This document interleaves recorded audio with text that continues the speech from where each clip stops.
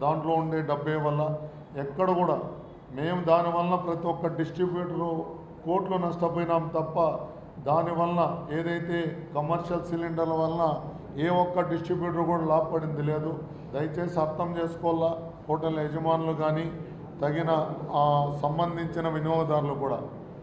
ఎందుకు ఇవన్నీ చెప్తున్నామంటే ఏదైతే ఓఎంసీస్ మాకు అందించగలుగుతాయో, ఏదైతే ఇంతకుముందు 20%, 40%, 60% అంటా ఉందో ఆ ప్రకారం మాకు లోన్లు వస్తే ఖచ్చితంగా ఆ వ్యక్తులకు ఏదైతే ఫ్యాక్టరీస్కి కానీ హోటల్స్కి కానీ హాస్టల్స్కి కానీ అందించేదానికి మేము సిద్ధంగా ఉన్నాం.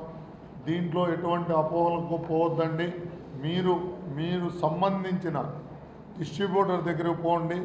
మీకు ఒకవేళ ఐడి నెంబర్ లేకపోతే కూడా ఐడి నెంబరు తీపించుకోండి. దాన్ని మీరు ఐడి నెంబర్ను ఆ డిస్ట్రిబ్యూటర్ ద్వారా ఓఎంసీస్కు మనం పంపించాలి.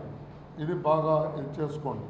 ఇన్ కేస్ ఈ విధంగా ఎటువంటి ఎక్కడైనా పొరపాట్లు కానీ తప్పులు కానీ డిస్ట్రిబ్యూటర్ వల్ల కానీ మా స్టాఫ్ వల్ల కానీ జరిగినప్పుడు దీనికి వేరే విధానం కూడా ఉందండి. ఏదైతే లోకల్లో డిస్ట్రిక్ట్ అథారిటీస్ ఉన్నాయి, డిస్ట్రిక్ట్ అథారిటీస్తో పాటు ఓఎంసీస్ ఉన్నాయి, సేల్స్ ఆఫీసర్స్ ఉన్నారు.